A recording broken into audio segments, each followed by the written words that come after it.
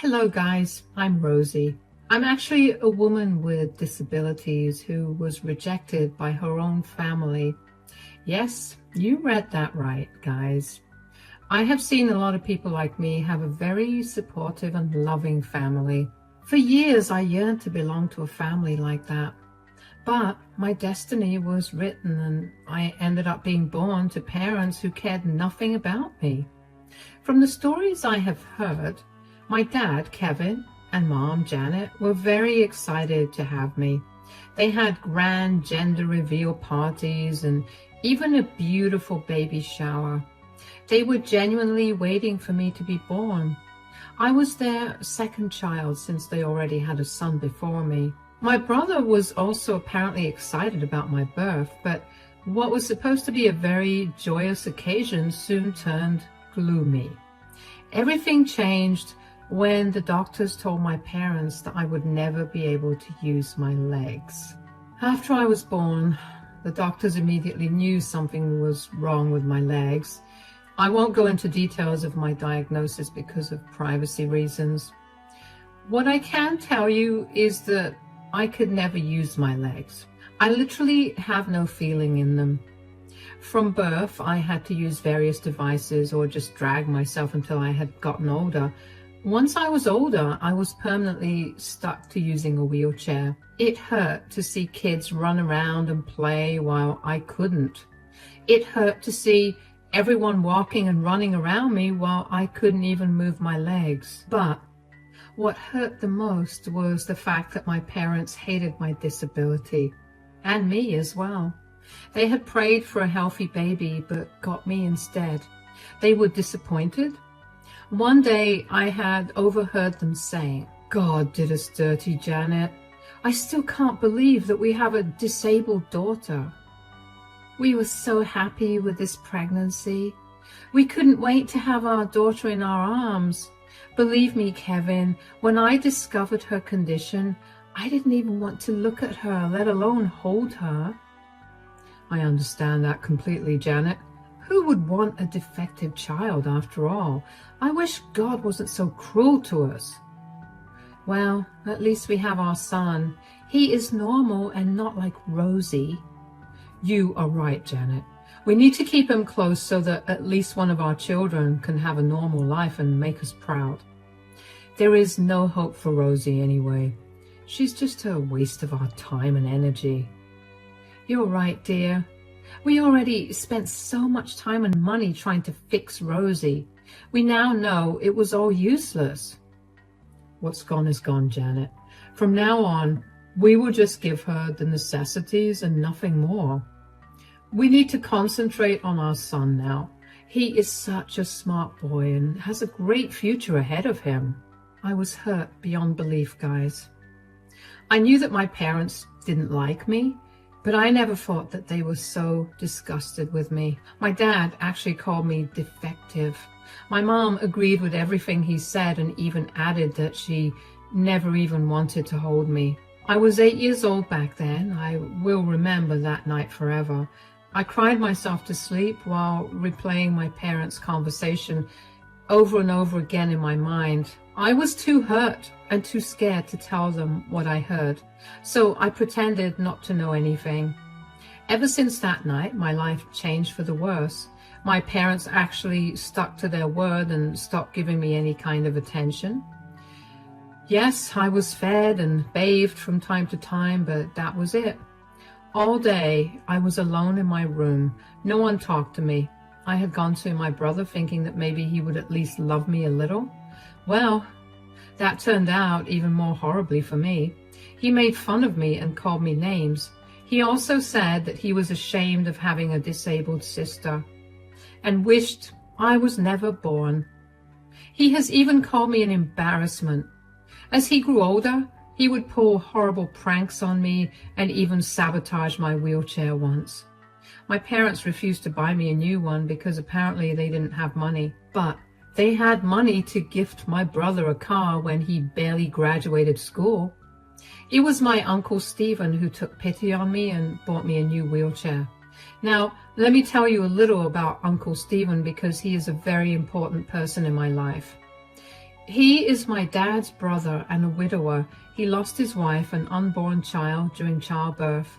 He never remarried and was content living alone. Uncle Stephen absolutely adored me and loved me like his own daughter. He was furious with my parents because of how they treated me. Unfortunately, he could never call CPS because what my parents did was mostly mental abuse, and I didn't have the heart to see them suffer. So I begged my uncle not to do anything. Uncle Stephen instead did his best to take care of me. He was more of a parent to me than my own parents. Uncle Stephen was the one who took me in when my parents forced me out of their homes. And when I turned 18, my parents just started to pack my bags and said that they were going to kick me out if I didn't leave on my own. I begged them not to do this. I was weak and vulnerable and didn't know if I could survive on my own. I was hysterical with tears, but they didn't listen. So I called Uncle Stephen for help. Uncle Stephen tried to talk to them, but they said, "We are tired of taking care of a disabled girl. We cannot do this anymore, Stephen." "You don't get to just toss out your child like that, Janet. This is insane. We are well within our rights to throw her out. She's turned 18 and needs to leave. We are no longer liable for her." "What kind of parents are you? I see your son still living here even when he's 21. You didn't kick him out." "Don't compare my son to that defective child, Stephen. My son is just going through a tough time and we are supporting him. He will be able to take care of himself eventually." "Yeah, that can't be said for Rosie. She will always be a burden." No, I won't be a burden. I swear. I will somehow find a job. I have good grades and my parents simply started to laugh at that. I was desperate for their love and shelter. And despite everything, I didn't want to be separated from them. My disability didn't let me make friends in school. My brother also spread rumors about me and made fun of me, so I was nothing but a loser in everyone's eyes. So I didn't have anyone except my parents and Uncle Stephen. I cried and begged my parents not to throw me out like trash. I was so scared and didn't know what to do. I was willing to immediately look for jobs somehow and contribute to the household. I thought that maybe that would make them let me stay. But to my horror, they started to laugh at me and said, "Are you delusional as well, Rosie? Who on earth would give you a job?" "Even if you have a job, I would be stuck taking you places and looking after you. I have already done enough for you these past 18 years. I won't be helping anymore." "Yeah, stop being so selfish and give us a break. You can already see how worried we are about your brother. We spent so much time looking after you that we neglected our son. Now his A+ performance has been dipping." "That's right. He needs our full attention now. You need to leave and find your own way. Maybe get yourself into a homeless shelter and live off money from government assistance." The way my parents talked to me absolutely destroyed me from the inside. That day, I truly realized that my parents cared nothing about me. They just wanted to get rid of me because I was nothing more than a burden. Their golden child was suffering and they wanted to help him instead of helping me. My parents even suggested that I go to a homeless shelter. That was the turning point in my life. Two things happened after they said this. One, I realized that my parents were horrible people. And two, that my Uncle Stephen was nothing but a sweetheart. He went crazy on my parents and said, "How dare you say that? What is wrong with you? You two want to send your own daughter to a homeless shelter? How can you be so heartless?" "That's easy for you to say, Stephen. You weren't given the opportunity to have kids. How would you know what we're going through?" Wow, that was a low blow, Kevin, but I am not even mad because I expect that from you now. If I was blessed with children, I wouldn't have treated them like you do. If you think you can be such a good parent, why don't you take Rosie's responsibility? You can take her and keep her. Maybe that's what I will do, Janet. You know what, guys? Rosie doesn't need you anymore. She has me, and I will take care of her. She needs someone who actually cares about her, and not someone who throws her out at the first opportunity." Uncle Stephen did just that, guys. He took me in and continued to look after me like his own daughter. He was really hurt by how insensitive his brother and sister-in-law had been to me, but he set aside his own hurt to comfort me. I was a mess and actually needed intensive therapy to gain any self-confidence. It took me a year, but my mental health improved significantly. Uncle Stephen even became the parent that I never thought I would have. He also employed a trained nurse to help me navigate through my disability so that I could live alone when I was gone. Those weren't the only things that Uncle Stephen did for me. He was a pretty well-off man who had his own business. It wasn't a big one, but not a small business either.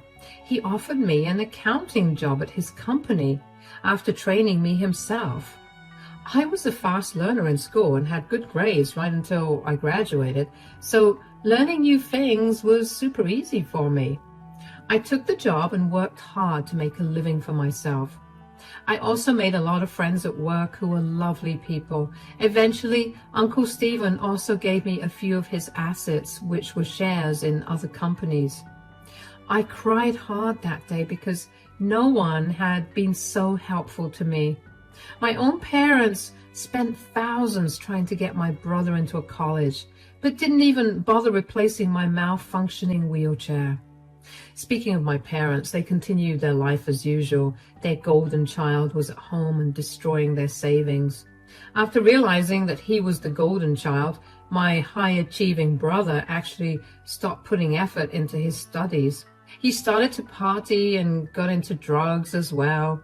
As school progressed, his grades declined and he actually had a horrible GPA when he graduated. My parents, instead of being more strict, celebrated his graduation and even bought him a car. Then they gathered money to try and get him into college through donations. Well, that failed because my brother no longer wanted to go to college. He was happy living off my parents and enjoying his horrible lifestyle. Meanwhile, I got my life together with Uncle Stephen's help and also bought a small house for myself. All these happened in a span of 8 years, and in those 8 years, I didn't talk to my parents and they didn't bother reaching out.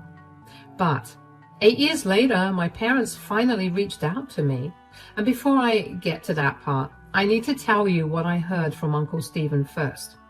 He came to see me one day and looked a little glum. I was confused about his sudden visit and his sour mood. I immediately asked him, "Has something happened, Uncle Stephen? You don't look very happy." "Yes, something did happen, Rosie. I think you should know about it too." "What is it, Uncle Stephen?" "Your brother has gotten into an accident. Your parents called to tell me about it. Looks like he's about to lose his limbs." "What? How did that happen?" "He was driving drunk and crashed very badly with a truck. The truck was unharmed, of course, but he wasn't in good shape. From what they told me, his legs were badly damaged. They won't be amputated, but he will never be able to use them again." I was in shock to know what had happened to my brother. Initially, I did feel bad because, after all, he is a human being and I did love him at some point. But as soon as Uncle Stephen told me the entire story, I'm sorry to say I didn't feel much. He was driving drunk and could have easily harmed someone else or, in the worst case, caused their death. It was a super reckless and irresponsible thing to do. It was rather interesting how karma came back to haunt him and my parents. I was sure they were devastated that their perfectly good son was now defective like their daughter. I said, "How are my parents reacting to this?" "They're having a hard time with everything. I guess they are in disbelief that both of their children are disabled now, but I don't think they have any renewed sense of respect for you now." I didn't even expect that, Uncle Stephen. I don't care what they do with their lives anymore. I'm not crying for their care anyway. "You might not need them, but I think they might need you very soon." What do you mean? Your parents are in a huge mess because of your brother. He is probably going to jail or has to pay a huge fine for his actions. Now, your parents have been asking me to give him a share of my money and a part in my business, just like I did with you. Wow. They do know how to make the best use of their situation. What did you say? I said there is no way I would help them. I took you in because you were innocent, but still got the short end of the stick. I have no place for a useless and irresponsible man like your brother. Your parents babied him and favored him over you. They can deal with him now. Uncle Stephen was adamant that he wasn't going to help my parents or my brother. You can call me wicked and cruel, but it did make me feel good. It felt like I had at least one person on my side. My parents did everything possible to make sure my brother had a good life, but he ended up misusing their care and turned out to be a horrible person. Their love and care were taken from me to make my brother's life better. He was born with a perfectly working body, and he chose to be irresponsible enough to wreck it. He was lucky he didn't end up harming someone else due to his actions. I did not pity him. Yes, it was unfortunate that he would possibly be in a wheelchair like me, but this was his own doing. Uncle Stephen made it very clear to me that he wouldn't be helping out my parents or my brother in any way.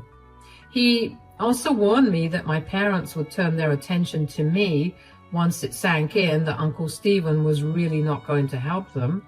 I had, at the time, laughed it off because I didn't think my parents would reach out to me. After all, it had been 8 years since I saw or talked to them. Plus, they made it clear that there was no place for me in their lives, so I was sure that I wouldn't be in the middle of their drama. But Uncle Stephen had the foresight to know what they would do next, and he was right. I opened the door to find my parents on the other side. To be honest, I wasn't happy at all to see them on my front porch. I had no intention of talking to them even after what had happened. Let's not forget the fact that they didn't even bother to check in on me in the last 8 years, so I wasn't all that thrilled to see them. They tried to look happy to see me, but I could tell that they were awkward and nervous. I wordlessly let them in, and they started to compliment my house. I let them talk and only made small replies to make my disinterest apparent to them. But when they wouldn't stop talking nonsense, I decided to ask them exactly why they were in my house. I said, "So what brings you here?" "How have you been, my dear? It's been a long time since we've talked." "As you can see, I'm doing pretty well for myself, no thanks to you." "That is not the way to speak to your parents, Rosie. We are happy to see you do so well for yourself." "Yeah, we have been missing you at home. Our lives have changed so drastically since we last saw you. I guess you have heard what happened with your brother." "Yes, I have heard what had happened to him. He should have known better than to drink and drive like a madman." "What can we say, Rosie? He made a small mistake and is paying for it in a horrible way. My heart breaks for my poor boy." "What happened to your brother is absolutely bizarre. We never expected this to happen, Rosie." "I am surprised by this outcome as well. I hope he's doing okay." "Well, he's having a hard time making peace with his new situation. You can understand that, I guess." "How on earth will I understand that, Mom? I was born this way, remember?" I was really getting irritated at the way they were talking about my brother. Yes, it was unfortunate that he met with an accident and became disabled, but he also got into the accident because of his own recklessness. My parents were still showing him more kindness than they did me. It was heartbreaking and annoying at the same time. Also, I still had no idea why they were calling me after 8 years to share this story with me. My first instinct told me that they wanted something from me. That was evident because they wouldn't have reached out to me for anything. But they still hadn't come clean about why they were in my house. When I started to get irritated, my parents actually said, "You need to be a little more sympathetic, Rosie. He is your brother after all." Can't relate to that, Dad. You were talking about a brother who didn't bother contacting me for 8 long years. Come on now, Rosie. Don't be like that. Your poor brother just had something terrible happen to him, and you're acting so icy. I don't know what you expect me to do. What am I supposed to do exactly? What do you want from me? I asked them directly what they wanted from me. I was tired of them being all sad about their golden child. As I said, I knew very well they were in my house for something. So instead of letting them waste any more of my time, I told them to cut straight to the chase. Mom and Dad looked a little nervous and eyed each other. Then, without even looking at me, they said, "Well, we were thinking that you could help him out a little, since you're also disabled, but still made it well in life." What is that supposed to mean? Honey, your life is already set for you. Now, you should also help your brother to have the same opportunities that you had. And how would I do that? You can talk to your uncle. Stephen gave you a nice share of his assets and even a job at his company because you are disabled. Now that your brother's disabled too, he needs to step up and take him under his wing as well. I stared at my parents for a second before bursting out with laughter. I know some of you may criticize me for being so mean and dismissive, but I just couldn't help it. My parents' expectations made me burst out from laughter. I was right, guys. They were in my house for something. They wanted me to set my brother's life just like I was able to set mine. This was bizarre on a lot of levels. I couldn't believe that my parents were comparing me to my brother. I said, "Do you really think my brother should get handouts now?" "Why not? You got handouts from Stephen just fine. Why can't your brother get them too?" "I didn't get handouts, Dad. I worked hard in whatever position I was employed in. Also, Uncle Stephen gave me some of his assets because you two cut me off without any consideration." "How does it matter? You got way more than what we could give you." "That is not the point, Mom. Having your own parents cast you out of their homes is horrible. Your son will never feel that because you gave him all the love and care in the world." "You need to stop being so jealous of your own brother, Rosie. We couldn't care for you because of your problems. You can't blame us for wanting an easier life." "Yeah, having a child with disabilities is really difficult. So you two just decided to cast out the child and live your lives like everything is okay. Well, guess karma did come for you because your golden child is also disabled now." My parents looked down in shame because they knew I was right. I didn't like telling them these things, but it was satisfying to confront them in whatever way I could. Mom and Dad looked uncomfortable and then tried to say, We understood that we were wrong, Rosie. That's why we came back to talk to you." "Oh, please, Mom. I know very well that you two didn't come back because you were sorry. You just want me to help out your golden child because now he is more useless than he was before." "You can't talk about your brother like that, Rosie. He is in an unfortunate situation, so you need to help him out. He is in your position now." "No, he is not in my position, Dad. Your son drunk drove and got himself in this situation. His bad decision in life got him into this situation. And no, he is not like me. He wasn't unloved and thrown away like you did to me." "We already said that we were sorry for that, Rosie. Please just help your brother out this time. We don't know what to do anymore." "Yes, please just forgive us and help out your brother. We are your family, so you should be helping us out." Guys, I couldn't hold my laughter anymore. After 8 years of no contact, they were back in my house and talking about how we were a family. You must understand why I laughed like that. I just couldn't help it. They were willing to go so far for their golden child that they even said that they were sorry. All this for a worthless man who had no regard for anyone other than himself. I laughed and said, You have some nerve telling me that we are family. As far as I know, families don't kick their kids out and cut contact for 8 years. That was so long ago, Rosie. You need to move on and forgive us. We need your help. Nope, I'm not going to help you. You can take it up with my uncle, which I know you have.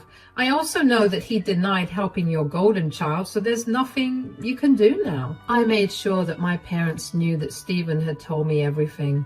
I don't know if they had expected that, but they sure did think that I would be able to change his mind.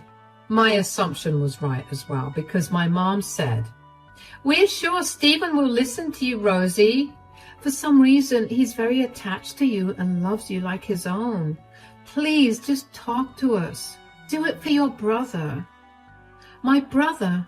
You mean the man who constantly bullied me, made fun of me, and told me that he never wanted a disabled sister? He's very sorry about those things, Rosie. Trust me. He understands now how horrible he was to you. I don't care, Dad. The damage is done. Besides, your worthless son won't be able to qualify for any job in Uncle Stephen's company. He is a loser, after all. I got a job only because I had good grades in school and didn't waste my time going to parties, unlike your useless son. But there must be some way, Rosie. Your brother needs money to pay the fine for his DUI. The courts will send him to jail if he doesn't pay up. Why can't you help him pay, since he is your everything? We already spent a lot of money on his medical bills and lawyer fees. This isn't his first run-in with the law. We spent a lot of cash on him and don't have anything left to give him. So you thought it would be a good idea to dump him on Stephen. Well, that won't work since he already said no. Why don't you help him out? You don't have a family or anything, so you must have a lot of money saved. You can just sell some shares and give him the money. Maybe you can take care of him from now on. Yeah, you are alone anyway, so having your brother for company will probably be good for you. You need to think about all these things and help out your brother. Yeah, no, that is not going to happen. I would rather die alone than have you and my brother's company. And I won't give up my hard-earned money for a loser who had ruined his life due to his own choices. Now that I have made it clear, you two can see yourselves out. Those were some of my final words to my parents before I got them kicked out of my house. They were in tears and begging me to help them out. Yes, they were slightly more concerned about themselves than my brother. After enabling his horrible behavior for years, they wanted to get rid of him when he found himself in a bad situation. They were trying hard to dump him on me and Uncle Stephen and wash their hands of him. But that wasn't going to happen. I wouldn't be helping them, and they would have to come up with their own solutions. My parents tried to beg, yell, and even threaten me to get me to change my mind. However, I made my stance clear and kicked them out of my home. While I couldn't kick them out physically, I threatened to call the cops and have them removed. The fear of more police involvement in their life made them leave in a hurry. After my parents left, they continued to harass me over texts and calls. They did that to Uncle Stephen as well. We let them be for a week, after which Uncle Steve literally threatened to go to the cops for harassment. That made them stop. Family members who reached out on their behalf were swiftly told to mind their own business and help them out if they were feeling so charitable. That stance shut them up pretty quickly. To my surprise, a lot of family members actually agreed with my approach and said that I did what was best for me. They didn't deserve my forgiveness, especially after they abandoned me with so little regard. It made me feel quite validated since I had little to no support throughout the years. I don't blame my extended family because no one knew the extent of my parents' abuse. Now that I had told them the whole story, they sided with me and cut off my parents. They were sorry that they believed my parents' version of events and didn't reach out to me sooner for clarification. I forgave them happily. From what I heard from my extended family, my parents begged around for a while, trying to gather funds for my brother. My brother, as usual, was being a nasty man and complaining about how unfair life was to him. Apparently, he has been lashing out at my parents and treating them like servants in the house. He is collecting disability, but that barely puts a dent in his debts that he had collected. Actually, I should say the debts that my parents collected, because they had to remortgage their home to pay off my brother's expenses. He was actually given a suspended sentence, but the financial loss that he incurred was huge. My parents are now working 2 jobs and are living miserable lives. They keep complaining about my brother to family members, but no one is willing to help out. So they are stuck in a bad situation because karma came hard for them. As for me, I'm happy to have Uncle Stephen as my closest family. Unlike what my parents thought, I am actually going to marry my fiancé next year. So I'm all set to begin a new life and have a family of my own while my parents and brother are paying for what they did to me.